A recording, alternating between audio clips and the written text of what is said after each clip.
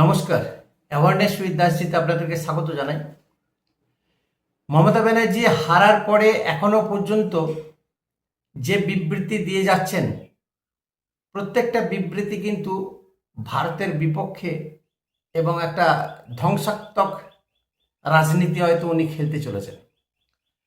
উনি বলেছেন যে আমি হারিনি, আমাকে জোর করে হারানো হয়েছে। উনি তো রেজিগনেশনও দেননি এবং সঙ্গে সঙ্গে বাম, অতি বাম, নক্সালাইটস, কংগ্রেস, এক কথায় বিজেপি বিরোধী যত মানুষ আছে, দল আছে, যত ডিপ স্টেট আছে, যারা প্রতিনিয়ত ভারতের বিরুদ্ধে কন্টেন্ট তৈরি করে, সেই সব মানুষদেরকে একত্রিত হতে বলেছেন এই বিজেপিকে উৎখাত করার জন্য। তাহলে যে নক্সালাইটস, যে দেশ বিরোধী সন্ত্রাসবাদীরা ভারতকে একটা অশান্তিতে রাখার চেষ্টা করে আসছে দীর্ঘদিন ধরে, ঠিক তাদের সঙ্গে হাত মিলিয়ে কাজ করতে চাইছে মমতা ব্যানার্জি। আশ্চর্যের বিষয় হলো 15 বছর পরে যে রাজনৈতিক পট পরিবর্তন হলো পশ্চিমবঙ্গে এবং বিজেপি ক্ষমতায় আসলো, এতে কিন্তু যেরকম বাংলাদেশের বুক মড়মড় করছে, পাকিস্তানের বুক মড়মড় করছে, এর সঙ্গে সঙ্গে আমেরিকাও কিন্তু একটা আলাদা স্ট্র্যাটেজি নিয়েছে। ওদেরও যে প্ল্যান করেছিল সেই সমস্ত লক্ষ্য ভ্রষ্ট হয়ে গেছে, প্ল্যান ভেস্তে গেছে। আমেরিকা আজকে দীর্ঘদিন ধরে পূর্ব ভারতকে অশান্ত করে রেখেছে। আমরা জানি মণিপুর আজ দীর্ঘ বছর ধরে একটা অশান্তি চলছে, অশান্তির আগুন জ্বলছে সেখানে। এবং পূর্ব ভারতে যে 7 সিস্টার্স বলি, ম্যাক্সিমামই খ্রিস্টান ধর্মাবলম্বী।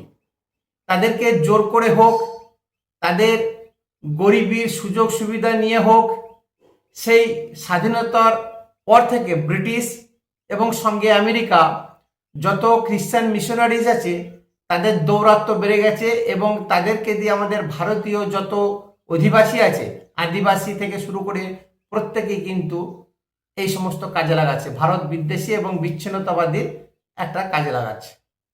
সেই চেষ্টাও কিন্তু ব্যর্থ হচ্ছে। আজকে দেখুন বাংলাদেশ কিভাবে অশান্ত হয়ে গেল 2 বছর।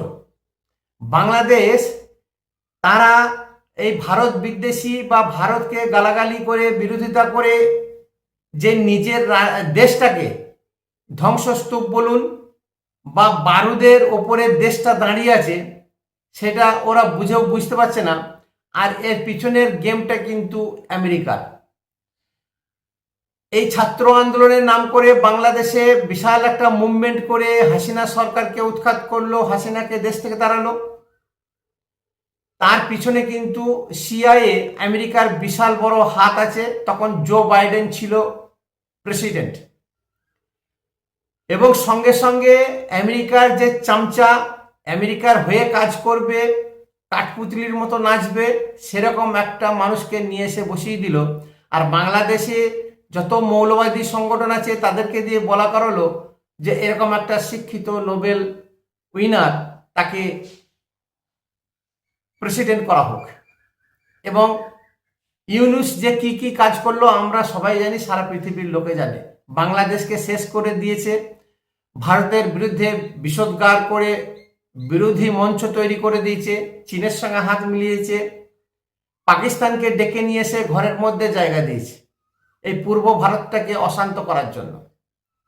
মোদী সরকার যেমন কাশ্মীর, পশ্চিম ভারত বা উত্তর দিকটা ঠান্ডা করে দিয়েছে, চীনকে পর্যন্ত ঠান্ডা করে দিচ্ছে, এখন পাকিস্তান, আইএসআই এজেন্ট এবং সিআইএ সবাই মিলে কিন্তু এই পূর্ব ভারতটাকে দখল করতে চাইছে বা একটা অশান্তি, আনরেস্ট করে রেখে দিতে চাইছে।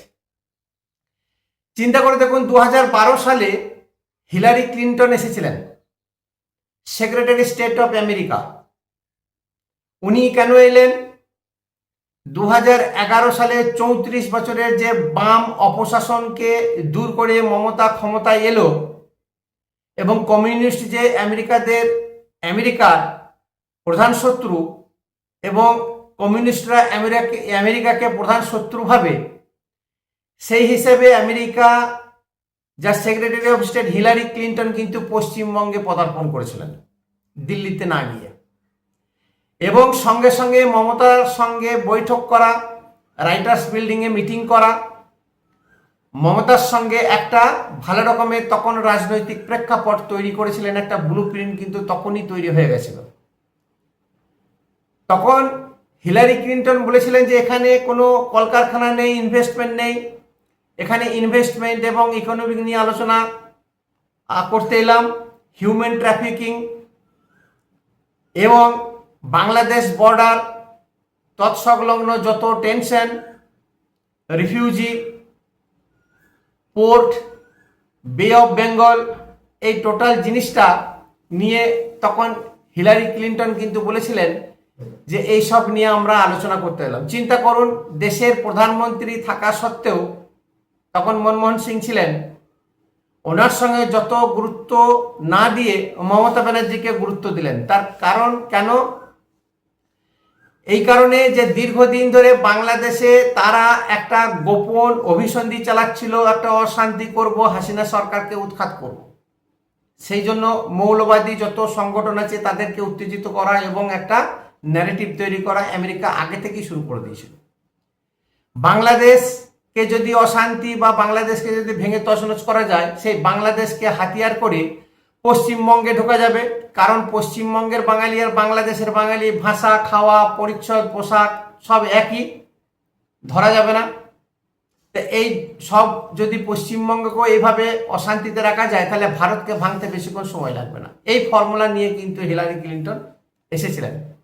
যে ইনভেস্টমেন্টের কথা উনি বলে গেছিলেন, গত 15 বছরে একটা পানগুমটিকে খুলতে আসেনি পশ্চিমবঙ্গে, ইনভেস্টমেন্ট তো দূরের কথা। এবং চিন্তা করুন, প্রথম 5 বছর মমতা ব্যানার্জি যে রাজনীতি, পজিটিভ রাজনীতি শুরু করেছিলেন, পরের 10 বছর কিন্তু টোটালটাই ভালো করে ওনার রাজনৈতিক যে প্রেক্ষাপট, যে রাজত্ব করলেন, টোটালটাই কিন্তু ভারত বিরোধী মনোভাব ছিল।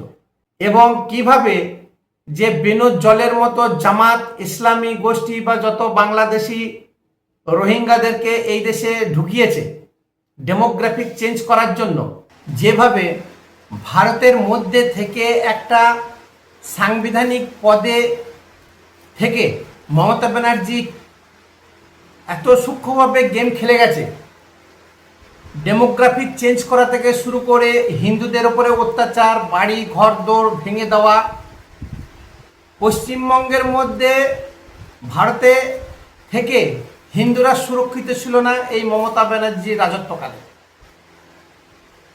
এই যে টোটাল একটা আমেরিকার চাল, টোটাল যে কাজটা আমেরিকা করতে চেয়েছিল, বিশেষ করে বঙ্গোপসাগর, বে অফ বেঙ্গল যে সিকিউরিটি, সেটাকে হাতে নেওয়া, সেটা হাতে নিলে চীনকে টাইট করে রাখা যাবে, ভারতকেও টাইট করে রাখা যাবে। এই যে একটা বিশাল বড় একটা ছক কষেছিল আমেরিকা পাকিস্তান, বাংলাদেশকে নিয়ে, এবং পূর্ব ভারতের যত রাজ্য আছে, পাহাড়ি অঞ্চল আছে, মণিপুর, মেঘালয়, নাগাল্যান্ড থেকে শুরু করে, এগুলো টোটালটাই তো বহুদিন ধরে একটা অশান্তির বাতাবরণ তৈরি করে রেখেছে।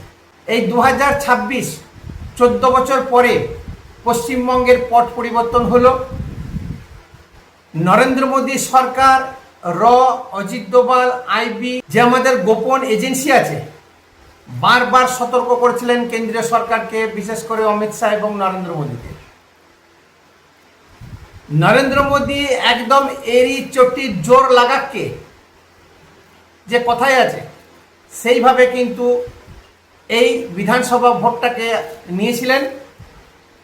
পরিমরি অবস্থায় যেন তেন প্রকারে যে কোনো উপায়ে পশ্চিমবঙ্গকে রক্ষা করতেই হবে। পশ্চিমবঙ্গকে যদি রক্ষা না করা যায়, ভারতবর্ষের কপালে কিন্তু অশেষ দুর্গতি আছে, টুকরো টুকরো হয়ে যেতে পারে। তাই সর্বশক্তি দিয়ে, টাকা পয়সা খরচ করে, এজেন্সি লাগিয়ে মমতা ব্যানার্জিকে উৎখাত করল। যখনই বিজেপি সরকার এলো সঙ্গে সঙ্গে যে সমস্ত কথা দিয়েছিলেন, বর্ডারে তারকাটা দিয়ে ঘেরা, শিলিগুড়ি করিডোর, চিকেন নেক, সেই জমি হস্তান্তর করে দিয়েছে কেন্দ্র সরকারকে। এই চিকেন নেক নিয়ে বাংলাদেশিরা বা বাংলাদেশ সরকার প্রচুর খেলেছে চীনকে নিয়ে। এই 14 বছরে পালা পরিবর্তন হওয়ার পরেই সঙ্গে সঙ্গে সেই আমেরিকার secretary state Marco Rubio Bharat সফরে এলেন এবং ভারত সফরে এসে কেন্দ্রীয় সরকারের সঙ্গে যে চুক্তি বা যা তাদের বাইলেটারাল চুক্তি আছে, কন্ট্রাক্ট আছে, সেই নিয়ে আলোচনা করা। উনি সেখানে না গিয়ে সবার আগে কলকাতাতে নামলেন। 14 বছর আগে হিলারি ক্লিন্টন ঠিক সেম কাজ করেছিল। আজকে মার্কো রুবিও কিন্তু সেই কলকাতায় নামলেন, এসে দেন মমতা ব্যানার্জির সঙ্গে দেখা করলেন, সিটিং করলেন। চিন্তা করুন, হিলারি ক্লিন্টন তখন এসেছিল, মমতা ব্যানার্জির সঙ্গেই দেখা করেছিল, মিটিং করেছিল। এখন মমতা ব্যানার্জি ক্ষমতায় নেই, মুখ্যমন্ত্রী নেই, তাও সেই মমতা ব্যানার্জির সঙ্গে দেখা করে গেলেন। তার কারণ মমতা কিন্তু যখন বলেছিল বিজেপিকে পরাস্ত করতে এবং ভারত থেকে তাড়াতে অতি বাম কংগ্রেস যত বিজেপি বিরোধী আছে তার সবার সঙ্গে কিন্তু সাঁটগাঁট করে চলতে হবে এবং ভারত বিরোধী যারা এজেন্ডা তৈরি করে, আরবান নক্সালাইটস, যে সমস্ত ডিপ স্টেট মানুষ আছে, তাদের সঙ্গে কিন্তু যোগাযোগ রেখে চলেছেন মমতা ব্যানার্জি। তাহলে কি এটা হতে পারে? ভেবে নেওয়া যায় যে আমেরিকা ব্যর্থ হলো, লক্ষ্যভ্রষ্ট হলো, মমতাকে হয়তো দিয়ে কাজ করাচ্ছিল, সেই কাজ করতে পারলো না। যে ডেমোগ্রাফিক চেঞ্জ হয়ে গেছিল বা হয়ে গেছে অনেকটা, সেই কাজে কিন্তু বাধা পড়ে গেল এবং বাংলাদেশও কিন্তু আস্তে আস্তে বুঝতে শিখছে সেখানকার মানুষ। তাই কি আবার নতুন করে উত্তেজনা ছড়ানোর জন্য, নতুন করে অশান্তি তৈরি করার জন্য আবার কি মমতা ব্যানার্জিকে ডোজ দিয়ে গেল, অক্সিজেন দিয়ে গেল? এরপরে কিন্তু পশ্চিমবঙ্গকে কিভাবে অশান্তি করে রাখা যায়, কিভাবে পূর্ব ভারতকে অশান্তিতে রাখা যায়, এই কাজ কিন্তু বিরোধী পক্ষ কন্টিনিউ করে যাবে। উদ্দেশ্য ছিল পশ্চিমবঙ্গে কি রাজনীতি এখন চলছে সেই রাজনীতির গরম হাওয়া জানতে এবং মমতা ব্যানার্জিকে আরও অক্সিজেন দিয়ে কিভাবে আবার ভারত বিদ্বেষী করা যায়, জাতীয় রাজনীতিতে মমতা ব্যানার্জি কিভাবে আবার শক্তি নিয়ে ঝাঁপিয়ে পড়বে, নরেন্দ্র মোদী বা বিজেপি সরকারকে কিভাবে নাস্তানাবুদ করবে, পূর্ব ভারতটাকে কিভাবে অশান্তিতে রাখা যাবে, এই নিয়ে হয়তো আলোচনা করতে এসেছিল বা টনিক কিছু দিয়ে গেছে। মমতা ব্যানার্জি যে ডিপ স্টেটের কাজ করছে এটা কিন্তু আমরা বহুদিন আগেই ধরে ফেলেছি। উনি যাই করুক, এইবারে পশ্চিমবঙ্গ রাজ্যটা বিজেপির হাতে চলে এসেছে, ভারত সরকারের হাতে চলে এসেছে। এখানে এনআইএ, ইডি, আইবি, র সক্রিয়ভাবে কাজ করতে পারবে, ফ্রিভাবে কাজ করতে পারবে এবং অজিত দোভালের নেক নজরে পশ্চিমবঙ্গ থাকবে এবং যত জামাত গোষ্ঠী বাংলাদেশে নির্বাচনে জিতেছে তারা প্রত্যেককেই কিন্তু পশ্চিমবঙ্গের বর্ডার লাগোয়া। আর চিকেন নেক কেন্দ্রীয় সরকারকে দিয়ে দিচ্ছে, সেটা কেন্দ্রশাসিত অঞ্চল হতে চলেছে। একদম শক্তপোক্ত এমন টাইট সিকিউরিটি থাকবে, এমন স্ক্রু টাইট দেবে বাংলাদেশিদেরকে, জন্মান্তরও সেই জিনিস ভুলতে পারবে না, মনে রেখে দেবে। এই হচ্ছে ছক।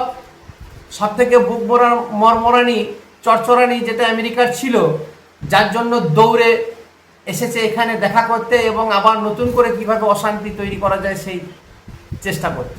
নমস্কার, ভিডিও শেয়ার করবেন, ভালো লাগলে একটা সাবস্ক্রাইব করবেন।